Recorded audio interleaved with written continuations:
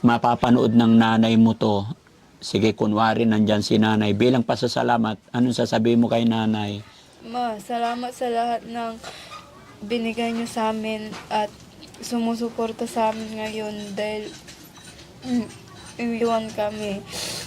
Salamat kasi kayo lagi ang bumibili ng pangangailangan ng aking anak.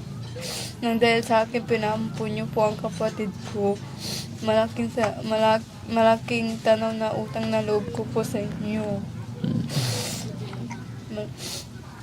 Saan nila pinaampon yung kapatid mo? Sa Mangaldan po. Hello! Gandang hapon. Pwede pumasok? Okay. Anong pangalan mo? Gwen po. Gwen. Ilang taon ka na? Kaka-16 lang po. 16. Opo. Ilang taon na yung baby mo? 6 months. 6 months. Opo. Okay. Ilan kayo magkakapatid? Ano po? 6 po. Ah, Ay, 5 po. Pinaampun po yung isa. so 5 na lang. Totally 6. 4 po. 4. Opo. 5 kayo. Opo. Pinaampon ng isa. Opo. Bakit pinaampon? Para masuportahan po yung anak ko. So ibig sabihin, yung kapatid mong pinaampon ilang taon? Ano po? Kakapanganak. Kapapanganak lang. Ipinaampon yon para masuportahan to. Opo. Paano ba nangyari sa'yo? Pwede ba ikwento mo sa amin, Ate Gwen? Opo. Okay. Nung nag-aaral po ako, nagka-boyfriend po ako. Tapos nung nalaman po niya buntis ako. Tapos nung mga sumusunod po, yung nanganak na po ako, wala na po, iniwan kami. Tapos nung umuwi-uwi pa siya dito nung isang buwan pa niya. Pero nung na, hindi na po. Tapos ayun, ayaw niya pumunta dito.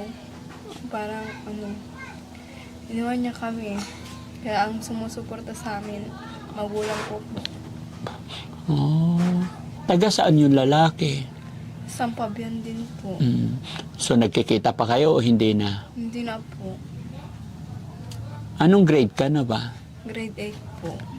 Classmate mo ba? Hindi. Opo. Classmate mo o schoolmate? Schoolmate po. Yung lalaki. Opo. Niligawan ka niya. Opo. Hanggang sa naging kayo. Opo. Tapos nung nabuntis ka niya, pinabayaan ka niya? Opo. Bakit ganun? Hindi ko po alam bakit. Baka hindi pa siya ready maging tatay siguro. Hindi nyo ba pinagplanuhan yung ginawa nyong dalawa? Hindi po. Paano na ngayon ang pag-aaral mo? Nagkaroon ka ng anak. Siguro, into ko muna. Anong sabi ng nanay tatay mo sa'yo sa nangyari sa'yo? Nagalit po sila. Ano sinabi mo sa kanila? Nagpasensya ako pero kulang pa yun na alam ko na para mapatawad nila ako. Humingi ka ng tawad, pero Hindi pa nila matanggap. di pa rin nila matanggap. Okay. Nasaan nanay tatay mo ngayon? Mama ko po nagtrabaho po. Si papa ko po, kakatapos niya lang po nagtinda. So, anong plano mo ngayon sa anak mo? Ako na ang magpapalaki mag-isa kasama ko mga magulang ko. 16 years old ka pa lang. Po. Underage ka pa. Di ba kayo nag-usap ng boyfriend mo? Hindi po. May panawagan ka sa kanya? Mapapanood niya to, Gwen, mapapanood niya to. I-upload namin sa YouTube, Facebook, okay lang. Sige. Siyempre kasi nung una, pinag-usapan ninyo yan, di ba? Sabi mo, niligawan ka niya. Siyempre, bago nyo gawin yan, may plano, may pangarap, kayo pareho. Gaano kasakit para sa'yo yun, na nung nagkaroon ng bunga, ay pinabayaan ka, iniwan ka sa ere. Gaano kahirap kasakit yun?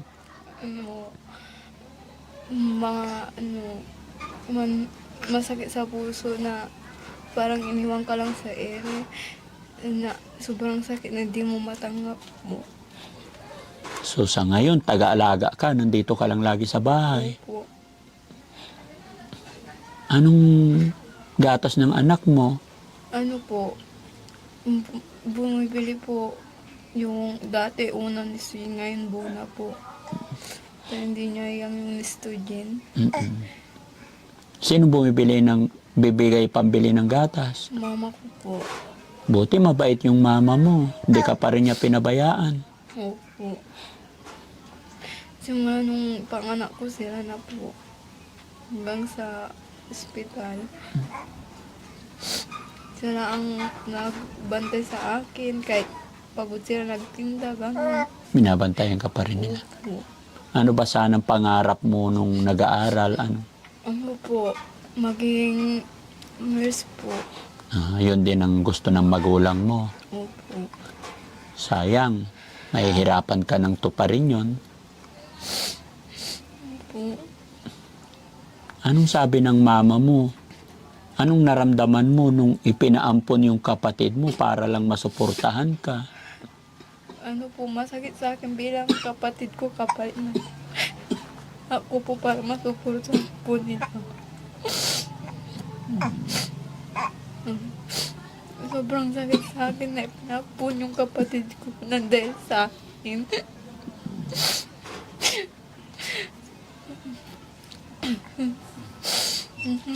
Dahil sa akin pinapon yung kapatid ko. Okay. Anong mensahe mo dun sa nakabuntis sa'yo na iniwan ka? Mapapanood niya to? Sige, sabihin mo yung gusto mong sabihin. Gusto ko lang sabihin sa kanya, ano po, tignan niya ginawa niya sa aking dalawa, inikwa niya lang kami. Sige, kausapin mo siya, mapapanood niya to. Ano, sobrang sakit sa amin na dalawa na iniwan mo kami. Na wala lang paramdam kahit minsan.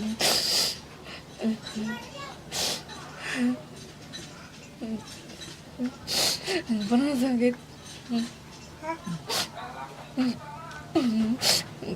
Grabe, hirap ko nung nabuntis po ako. Ako na lahat po nagdala maging ano po, ang sobrang sakit na po, ang bigat-bigat lahat nasa akin. Hindi sobrang hirap po maging isang ina tapos maging ama. Lalo na, bata ka pa. Opo. Hindi ka pa masyadong maalam sa murang edad, 16.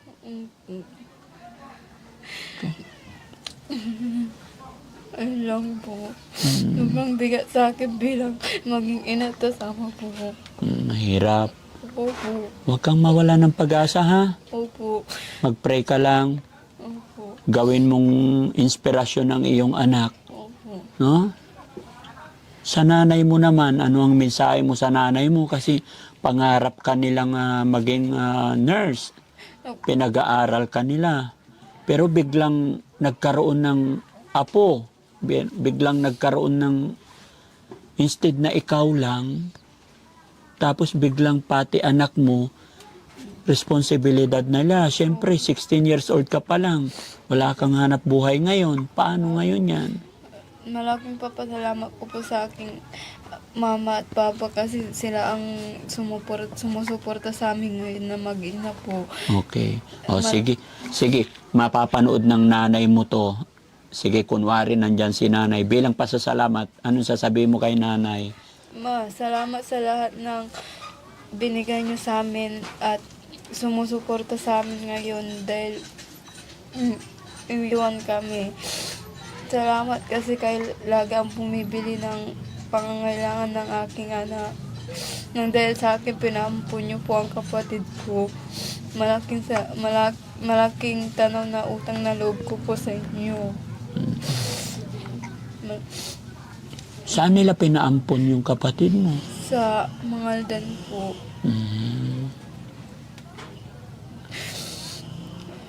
Wala na bang ibang paraan? Yun na lang talaga ang paraan na kailangang ipaampon? Opo. Kasi sobrang hirap naman ng buhay namin para dalawang susunduan po nila. Pag dalawang baby, Opo. anong naramdaman mo nung sinakripisyo ng nanay mo yung anak niya? Ano po, Diba? sobrang sakit sa akin po. Parang ano po, sobrang bigat-bigat ng puso ko po. Nung nalaman ko na ipapangkon yung kapatid ko po. Mm-mm. Ano po, bilang sa maging kakapatid ko. Okay. Pero syempre siguro, kilala mo naman siguro yung magulang ng nakabuntis sa'yo. Opo. Kilala mo yung mga magulang nung nakabuntis sa'yo? Opo. Kilala ka rin nila? Opo. Alam din nila na nabuntis ka? Opo. Hindi ba sila nagparamdam sa apo nila? Nung ano po, yung kakalabas namin sa ospital, nagparamdam sila. Tapos, ayun. Tapos nung tatay niya, ayun, pumunta pa siya dito ng isang buwan niya to. Pero nung ano, hindi na po.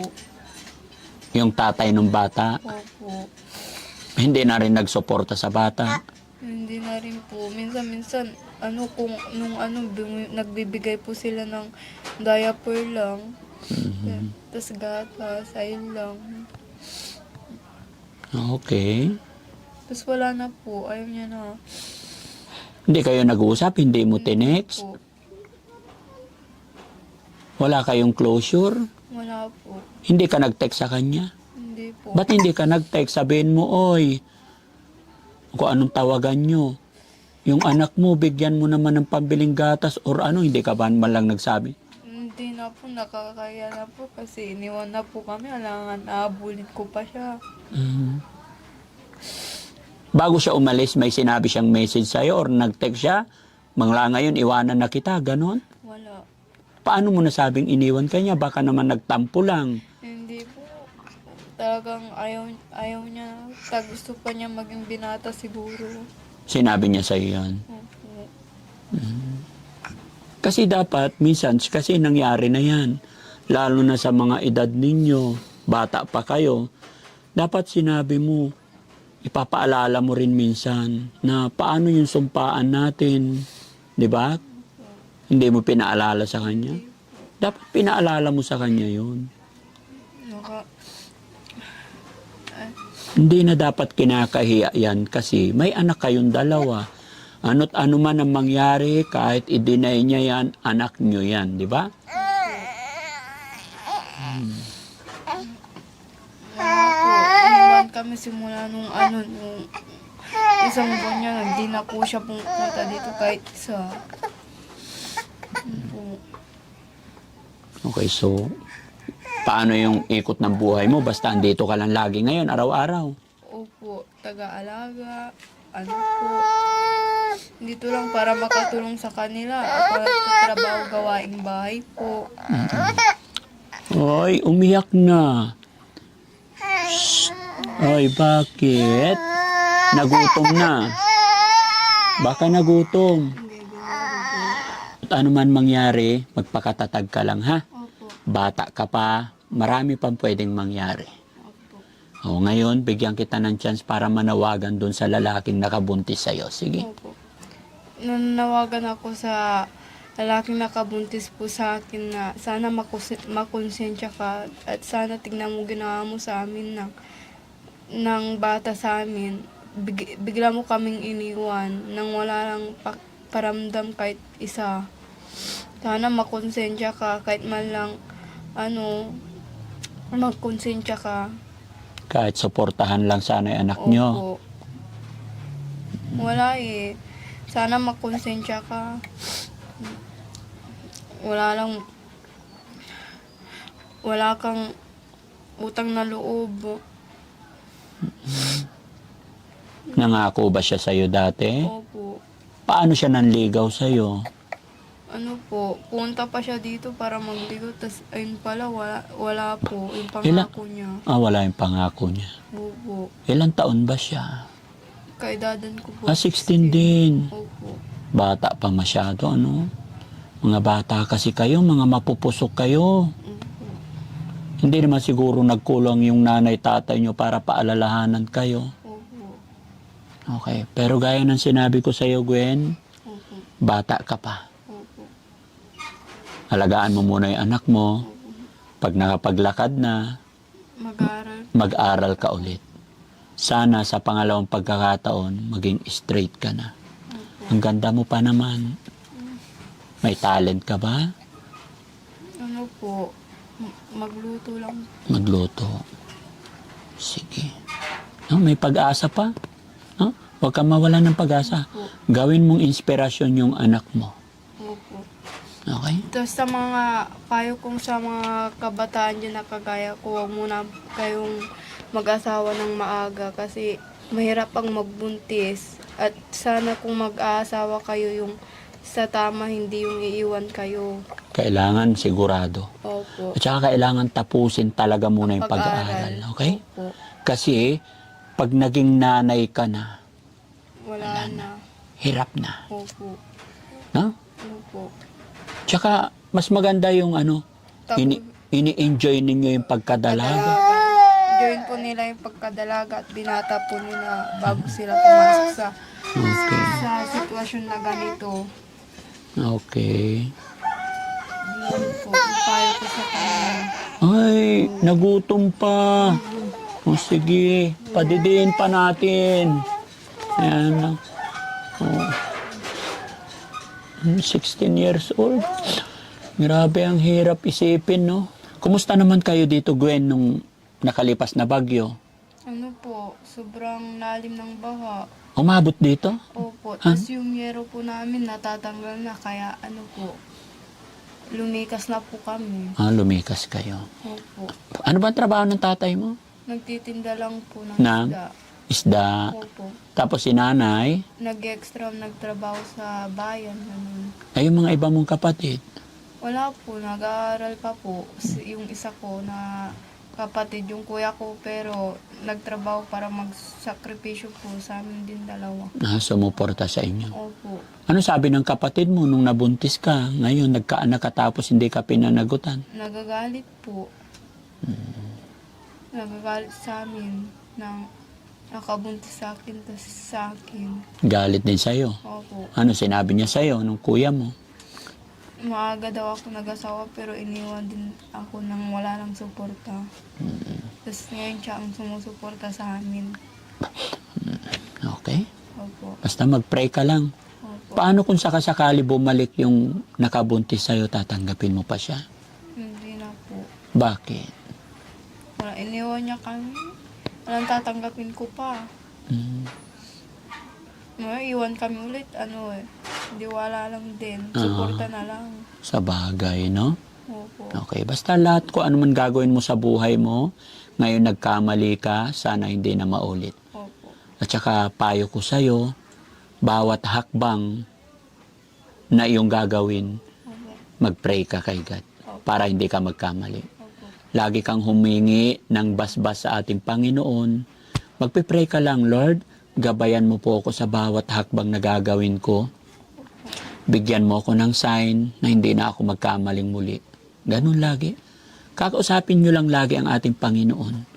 Hindi man natin siya nakikita, pero mararamdaman natin yung presensya ng Panginoon Opo. kung talagang kakausapin natin siya. Opo. Once na tumawag ka kay God, lagi kang tumatawag sa Kanya, hindi ka niya pababayaan. Hindi siya papayag para mapunta ka sa mali. Ha? Naintindihan mo? Opo. Lagi kang magpipray. Opo. Okay. So, bigyan kita ng pambiling gatas ng anak mo, ha?